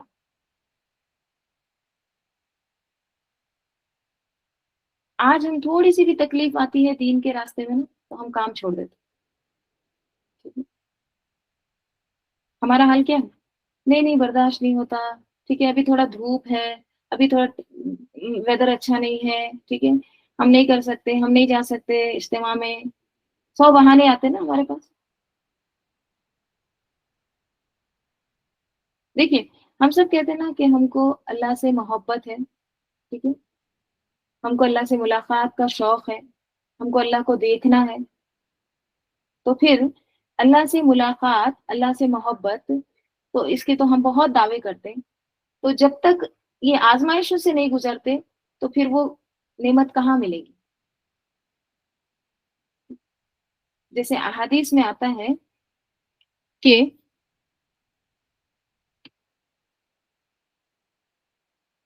نبی صلی اللہ علیہ وسلم نے فرمایا ان اللہ اذا احب قوما ابتلاہم. یعنی کیا ہے؟ نبی صلی اللہ علیہ وسلم نے فرمایا کہ اللہ تعالیٰ جب کسی قوم سے محبت کرتا ہے تو انہیں آزمائش میں مبتلا کرتا ہے. پھر جو شخص صبر کرتا ہے اسے صبر ملتا ہے، اور جو شخص جزا فضا کرتا ہے اس کے لیے جزا فضا ہے. جو صبر کرتا ہے تو اس کے لیے کیا ہے؟ اللہ تعالیٰ بہت بڑا اجر رکھے ہیں. لیکن جو پینک ہو جاتا، ادھر ادھر سب کو بول پڑتا ہے، برداشت نہیں کرتا ہے، صبر نہیں کرتا، تو اس کے لیے کیا ہے؟ جزا فضا ہے. تو آزمائش دیکھیے یہ اللہ تعالیٰ کی ناراضگی بھی لاتی ہے. کبھی آزمائش سے بندہ جو ہے اللہ کے قریب ہوتا ہے یا تو پھر دور ہو جاتا ہے. دونوں چیزیں ہوتی ہیں نا. آزمائش انسان کے لیے ایک تو اللہ کے قربت کا ذریعہ بن جاتی ہے یا پھر دوری. کیسے؟ آزمائش آتی ہے تو بعض لوگ پہلے سے اچھے بن جاتے ہیں، اللہ کا قربت، اللہ کا قریب، اللہ کی کلوزنس حاصل ہو جاتی ہے ان کو. پہلے تہجد نہیں پڑھتے تھے، تہجد پڑھنے لگتے. رائٹ، نمازوں کو وقت پر ادا کرتے، لوگوں کا خیال کرتے آزمائشوں میں. اور بعض لوگ کیا کرتے؟ آزمائش آتی ہے تو متنفر ہو جاتے، یعنی دور ہو جاتے. اللہ تعالیٰ نے ہمارے ساتھ ہی ایسا کیوں کیا؟ ہوتا ہے یا نہیں؟ حالانکہ آزمائش کیوں آتی؟ آزمائشوں سے درجات بلند ہوتے ہیں. انسان کی آزمائش میں صبر کے ذریعے سے ایک تربیت ہوتی ہے، ایک ٹریننگ ہوتی ہے، انسان کو مضبوط بنا دیا جاتا ہے اس وقت. لیکن ضروری کیا ہے کہ انسان ثابت قدم رہے. ٹھیک ہے، تو جس بندے سے اللہ تعالیٰ محبت کرتا ہے اسے آزمائش میں بھی مبتلا کرتا ہے. جو صبر کرتا ہے تو اس کے لیے صبر، جو صبر نہیں کرتا ہے، شکایتیں کرتا ہے، جزا فضا کرتا ہے، مسلسل روتے رہتا ہے، شکوے کرتا ہے، تو اس کے لیے وہی ہے. تو یاد رکھیے اپنا رویہ دیکھنا ہے کہ ہم کیا رویہ اختیار کیے ہیں اس وقت، ٹھیک ہے؟ اور آزمائشیں جو ہے نا یہ درجات کے بلند ہونے کا ذریعہ بھی ہے، ٹھیک ہے؟ جیسے کہ حدیث میں آتا ہے، ہاں، حضرت ابو ہریرہ رضی اللہ عنہ سے روایت ہے کہ رسول صلی اللہ علیہ وسلم نے فرمایا آدمی کا اللہ کے پاس ایک مقام ہوتا ہے جسے وہ اپنے عمل سے نہیں پا سکتا۔ مثلا دیکھیے ہم کو پتا ہے کہ ہماری تقدیر لکھی جا چکی ہے، ٹھیک ہے؟ ہم نیک بخت ہوں گے یا بد بخت ہوں گے، سعادت مند ہوں گے یا شقی ہوں گے، یہ لکھا جا چکا ہے۔ یہ ماں کے پیٹ میں ہی ڈیسائیڈ ہو جاتا ہے کہ یہ بندہ کیا بنے گا، جہنمی بنے گا یا جنتی بنے گا، ٹھیک ہے؟ تو اب اللہ تعالیٰ نے مثلا کسی بندے کے لیے لکھ دیا ہے کہ جنت ہے اس کو، ٹھیک ہے؟ یہ جنتی ہے۔ اب وہ آدمی یا وہ بندہ جو ہے وہ مقام کو پہنچ ہی نہیں پا رہا جو اس کو جنت جس کے لیے وہ لکھی ہے، اس کے لیے ریکوائرڈ جو چیزیں ہیں وہاں تک نہیں پہنچ پا رہا۔ تو اللہ تعالیٰ کیا کرتے ہیں پھر اس کو آزمائش میں مبتلا کرتے ہیں، اس کو ٹیسٹ میں ڈالتے ہیں، اس پر کوئی ایسی بیماری ڈالتے ہیں، اس کو اولاد کی طرف سے کوئی تکلیف ہوتی ہے، یا اس کو جاب چلی جاتی ہے، کوئی بھوک کا یا کوئی نقصان ہو جاتا ہے، یا کوئی شخص اس کو دھوکہ دیتا ہے، انسان کی طرف سے آزمائش آتی ہے۔ جیسے قرآن میں آتا ہے نا کہ آزمائش ضرور ضرور آئے گی، یقیناً 3 بار تاکید ہے، ٹھیک ہے؟ ہم ضرور ضرور ضرور آزمائیں گے، خوف سے، بھوک سے، نفس سے، پھلوں کے، جان کے نقصان سے۔ تو یہ آزمائش آتی ہے نا، تو ہر ایک کی آزمائش ڈفرنٹ ہوتی ہے۔ تو اللہ تعالیٰ اس کو پھر کیا کرتے ہیں آزمائش میں مبتلا کرتے ہیں، right؟ اور آزمائش کس کو پسند رہتی؟ کسی کو بھی پسند نہیں رہتی۔ تو یہی کہا جا رہا آدمی کا اللہ کے پاس ایک مقام ہوتا ہے جسے وہ اپنے عمل سے نہیں پا سکتا۔ روز کام کر رہے ہیں، نماز پڑھ رہے ہیں، لیکن وہ عمل ہے نہیں جو اس کو وہ مقام چاہیے اللہ کے پاس۔ چنانچہ اللہ تعالیٰ اسے آزمائش میں مبتلا کرتے ہیں جسے وہ ناپسند کرتا ہے، کسی کو بھی پسند نہیں رہتی آزمائش، یہاں تک کہ وہ اس مقام کو پا لیتا ہے۔ تو آزمائشیں درجات کی بلندی کا ذریعہ ہیں۔ دیکھیے اس کو ایک ایگزامپل سے سمجھتے ہیں۔ مثلا آپ کوئی ایگزام دے رہے ہیں، ٹھیک ہے؟ آپ مثلا کوئی ڈگری حاصل کر رہے ہیں یا اسکول میں ہیں، ٹھیک ہے؟ آپ 8th گریڈ میں ہیں، ٹھیک ہے؟ تو آپ 8th گریڈ سے آپ بہت اچھے اسٹوڈنٹ ہیں، کلاسز برابر اٹینڈ کرتے ہیں، لیکچر سنتے ہیں، پڑھائی بھی بہت کرتے ہیں، ہر روز اٹینڈ کرتے ہیں کلاس، کبھی غیر حاضر نہیں رہتے، سب کچھ ہے۔ تو یہ سب کچھ کے بنا پر کیا ٹیچر ڈیسائیڈ کر لیتا کہ اس کو آگے پروموٹ کر دیں گے، اس کو 9th گریڈ میں اس کو پروموٹ کر دیں گے؟ ہوتا ہے ایسے؟ نہیں، کیا کرتے ہیں بھلے ہی وہ بہت اچھا ہو اس کو آزمائش سے گزارا جاتا ہے۔ آزمائش یعنی کیا؟ ٹیسٹ۔ تو جب وہ ٹیسٹ دے گا تو اصل پتہ چلے گا نا کہ یہ سچ میں ہے یا نہیں ہے، وہ جو کلاس میں ہم کو جو دکھا رہا تھا، ایک دم اچھا اسٹوڈنٹ جو بن رہا تھا، وہ سچ میں ہے یا نہیں، کیسے پتا چلے گا؟ جب ایگزام دے گا، تو جب آزمائش سے گزرے گا تب رزلٹ آئے گا، ٹھیک ہے؟ تبھی درجہ متعین ہوتا ہے۔ تو اسی طرح زندگی بھی کیا ہے؟ ایک امتحان ہے۔ نیک اعمال، پھر جو عبادات ہے، علم، ایمان، یہ ضروری چیزیں ہیں، لیکن جو آزمائش ہے نا یہ کیا ظاہر کرتی کہ ہم کتنے ثابت قدم ہیں، ہم جو بول رہے ہیں نا اس میں ہم کتنے فارم ہیں، کتنے اسٹرانگ ہیں، مضبوط ہیں۔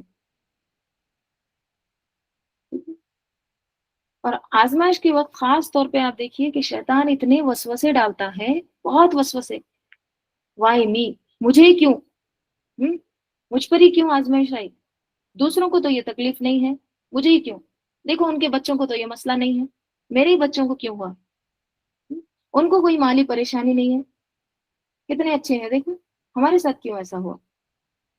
پھر شیطان کیا خیال ڈالتا؟ شاید تم سے اللہ تعالیٰ ناراض ہے نا، اس لیے تمہارے ساتھ یہ ہو رہا ہے۔ لیکن دیکھیے یاد رکھیے ضروری نہیں ہے کہ آزمائش اللہ کی ناراضگی کی علامت ہے۔ کبھی یہی آزمائش جو ہوتی ہے اللہ کے پاس کسی بلند مقام تک پہنچنے کا ذریعہ ہوتی ہے، ٹھیک ہے؟ وہ بندہ وہ مقام حاصل نہیں کیا ہے، اس کو پہنچانے کا یہ ذریعہ بنتی ہے آزمائش میں، اگر وہ صبر کرتا ہے تو۔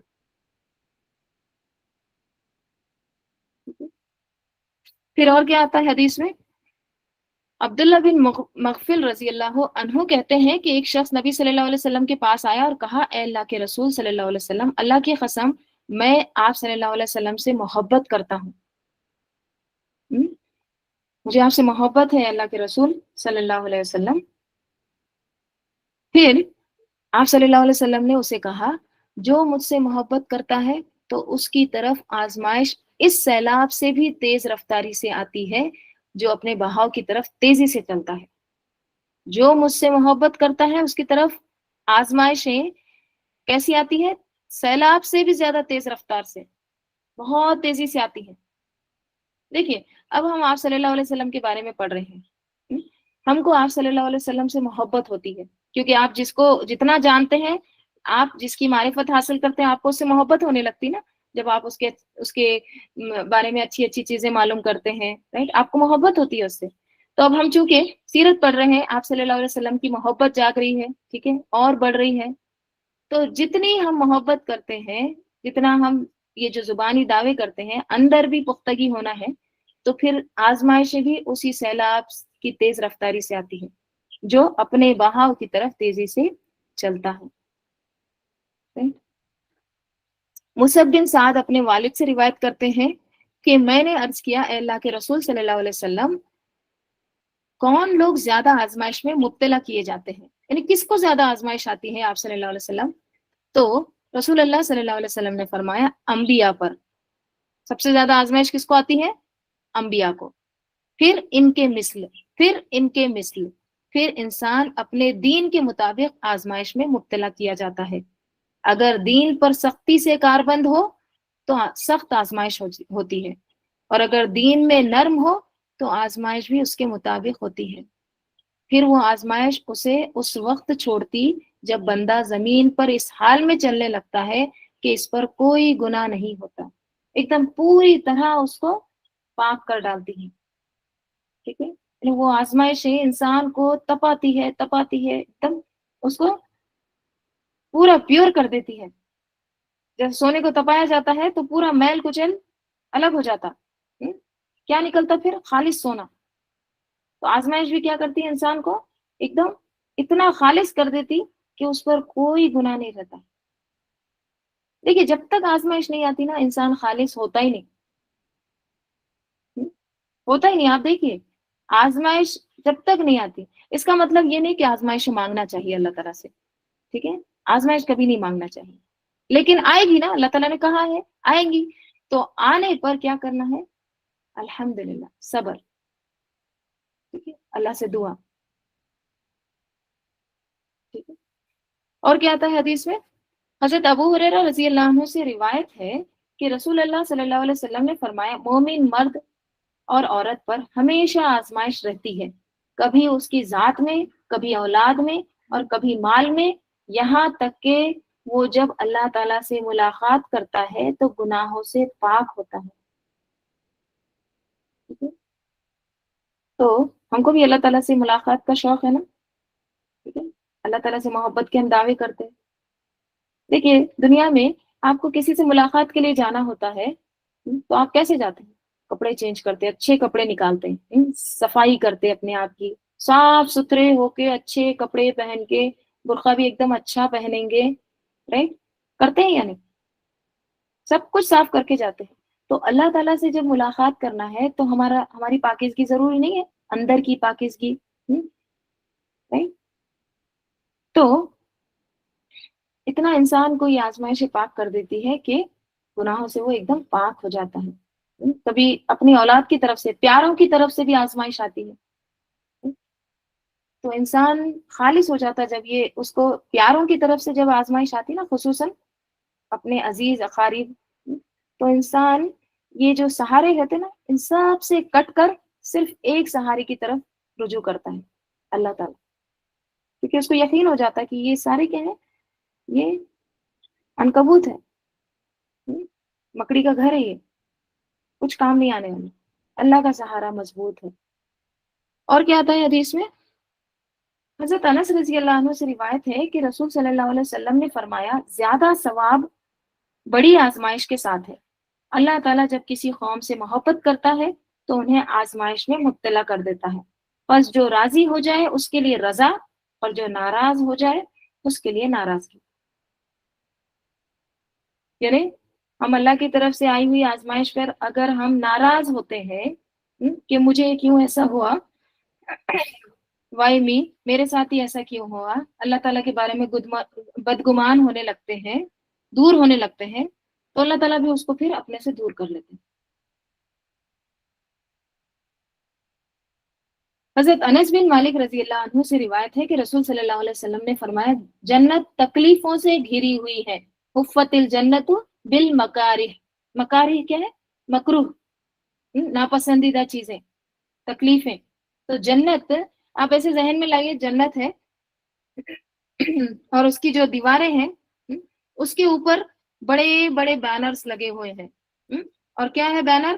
آزمائش، بیماری، دھوکہ، تکلیفیں، یہ سارے اس کے اوپر لکھے ہوئے ہیں. تکلیفیں، جتنی بھی آزمائشیں ہوتی ہیں نا وہ سب کچھ. ٹھیک ہے، تو جنت گھری ہوئی ہے. حفت الجنت بالمکارہ، یعنی جنت پوری سراؤنڈ ہے کس سے؟ تکلیفوں سے، مکارے سے. اور وہ حفت النار بالشہوات، اور جبکہ دوزخ نفسانی خواہشات سے گھری ہوئی. اب دوزخ کو ذہن میں لائیے اور اس کی دیواروں پر ایسے لکھا ہوا ہے، پورے سراؤنڈنگ اس کے کیا؟ خواہش. اوکے، اچھا گھر، اچھا مال، اسی میں عیش و عشرت، ہاں، کنجوسی، اور تکبر، جو بھی خواہش ہے، ہر ایک، زنا، حرام کمائی، یہ سب بینرز لگے ہوئے ہیں. وحفت النار بالشہوات.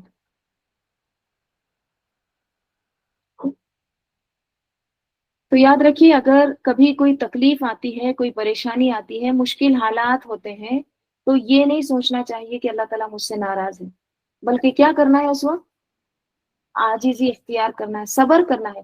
کیونکہ دیکھیے، یاد رکھیے ہمیشہ ایک بات کہ ان مع العسر یسرا، تکلیف کے بعد نہیں ہے، مشکل کے بعد نہیں ہے، مشکل کے ساتھ آسانی ہے. ساتھ ہی اللہ تعالیٰ اس کو ساتھ ہی بھیج رہے ہیں، دونوں ساتھ ہیں. اور یہ آزمائش انسان کو عاجزی، یہ تواضع، یہ سب کچھ سکھانے کے لیے آتی ہے کہ جھک جاؤ. پہلے بہت اکڑ رہے تھے نا، جھکو، تمہارا کوئی اختیار نہیں ہے. اور کیا آتا ہے؟ حضرت ابو ہریرہ رضی اللہ عنہ سے روایت ہے، رسول صلی اللہ علیہ وسلم نے حضرت بلال رضی اللہ عنہ سے صبح کی نماز کے وقت فرمایا. ٹھیک ہے، آپ صلی اللہ علیہ وسلم نے ایک خواب دیکھا. ٹھیک ہے، اب صبح کی نماز ہے، کون سی نماز ہوتی ہے؟ فجر. ٹھیک ہے، تو صبح کی نماز کے وقت آپ صلی اللہ علیہ وسلم نے حضرت بلال رضی اللہ عنہ کو فرمایا، اے بلال، مجھ سے وہ عمل بیان کر جو تم نے اسلام میں کیا ہو اور جس کے نفع کی تمہیں زیادہ امید ہو. یعنی مجھے وہ ایک عمل بتاؤ جب تم اسلام لائے نا، اس کے بعد تم نے اس کو کیا ہے اور تم کو لگتا کہ اس کا مجھے فائدہ ہوگا اللہ تعالیٰ کے پاس، یہ عمل میرا اللہ تعالیٰ کے پاس قابل قبول ہے، اس کی مجھے امید ہے. ایسا کوئی عمل بتاؤ مجھے، شیئر کرو. کیونکہ آج رات میں نے جنت میں اپنے سامنے تمہارے قدموں کی آواز سنی ہے، میرے سامنے تمہارے قدموں کی آواز سنی ہے. حضرت بلال رضی اللہ عنہ نے عرض کیا، اب دیکھیں عاجزی بلال رضی اللہ عنہ کی، ہاں ایک عمل ہے میرا، میں بتاتا ہوں، یہ نہیں. آپ دیکھیں کیا کہتے ہیں. انہوں نے عرض کیا، میں نے اسلام میں کوئی ایسا عمل نہیں کیا جس کے نفع کی مجھے زیادہ امید ہو. ایسا کچھ بھی تو عمل نہیں کیا میں نے. کتنی عاجزی ہے. ہاں، سوائے اس کے کہ جب بھی میں رات یا دن کے وقت کامل طریقے سے، یعنی اچھے طریقے سے وضو کرتا ہوں، تو اس وضو سے جس قدر اللہ نے میرے مقدر میں لکھا ہوتا ہے نماز پڑھ لیتا ہوں. مجھے نا یہ اتنا اچھا لگتا ہے یہ جملہ بلال رضی اللہ عنہ کا. آپ دیکھیں ان کے الفاظ کہ انہوں نے یہ نہیں کہا کہ یا اللہ کے رسول، میں جب بھی وضو کرتا ہوں نا تو میں 12 رکعت نماز پڑھ لیتا ہوں، میں 4 رکعت نفل پڑھ لیتا ہوں. کیا کہتے ہیں دیکھیں الفاظ، جس قدر اللہ نے میری مقدر میں لکھا ہے، میری تقدیر میں جتنی نماز لکھی ہے، جتنے رکعت لکھی ہے، بس میں اتنی ہی پڑھتا ہوں. کیا پتہ چلتا ہے اس سے؟ صحابہ کس طرح سے نیکیاں چھپاتے تھے، پروپیگنڈے نہیں کرتے تھے. اور دیکھیے اس حدیث سے یہ بھی بات پتہ چلتی ہے کہ آپ صلی اللہ علیہ وسلم حضرت بلال رضی اللہ عنہ کی چال سے ان کو پہچان لیتے. ایسے ہوتا نا، آپ دیکھیے کسی کے قدموں کی آواز سے آپ پہچان لیتے نا کون آ رہے ہیں. جیسے مثلا دروازہ کھلا ہے آپ کا، دروازے کے باہر آپ کوئی آ رہے ہیں تو آپ پہچان لیتے ہیں کہ کون آیا ہے. آپ کس کو پہچانتے ہیں؟ ذرا سوچئے، کس کو آپ پہچانتے ہیں قدموں سے؟ جس سے آپ محبت کرتے ہیں، جس کو آپ اچھے سے جانتے ہے نا. بچوں کے قدموں کی آواز پہچان لیتے. کئی بچے ہیں تب بھی آپ کس کے قدم کی کیسی آواز ہے، یہ محبت رہتی نا. تو اس سے کیا پتا چلتا کہ آپ صلی اللہ علیہ وسلم بھی بلال رضی اللہ عنہ سے بہت محبت کرتے تھے. رائٹ. اور کیا آتا ہے؟ حضرت انس رضی اللہ عنہ سے روایت ہے کہ رسول صلی اللہ علیہ وسلم نے فرمایا، میں اللہ کی راہ میں اتنا ڈرایا گیا جتنا کسی دوسرے کو نہیں ڈرایا گیا. ٹھیک ہے. پھر مجھے اتنی تکالیف پہنچائی گئی جتنی کسی دوسرے کو نہیں پہنچائی گئی. اتنی آزمائش آئی آپ صلی اللہ علیہ وسلم پر. نیز مجھ پر 30 دن 30 ڈیز اور 30 راتیں 30 راتیں ایسی گزری ہیں کہ میرے اور بلال کے پاس اتنا کھانا بھی نہیں تھا جسے کوئی جگر والا کھائے، مگر اتنی چیز جسے بلال کی بغل چھپا لیتی. 30 دن 30 راتیں اتنا بھی کھانا نہیں ہوتا جتنا کہ بلال کی بغل میں کیا چیز آتی، آپ کتنا چھپا سکتے بغل میں، نہ ہونے کے برابر. تو وہ ایک شعبے ابھی طالب جو تھا نا، ایک جیل خانہ تھا، آگے ہم انشاءاللہ پڑھیں گے. وہاں پر مسلمان 3 سال تک تھے. وہ جیل خانے میں 3 سال تک مسلسل آزمائش میں تھے. تو یہ مسلمانوں کو تعذیب دی گئی، اتنی تکلیفیں دی گئی. دیکھیں ہم کتنے آرام سے نمازیں پڑھتے ہیں نا. نماز پڑھتے وقت، عبادت کرتے وقت ہم کو کوئی تکلیف ہوتی ہے؟ اتنے آرام سے پڑھتے ہیں نماز. ان کو نماز پڑھنے پر سزائیں دی گئی، حالانکہ ہم تو آرام سے پڑھ کے بھی پڑھتے نہیں نماز. لاسٹ ایک دم آخری وقت میں نمازیں ہماری ہو رہی ہیں.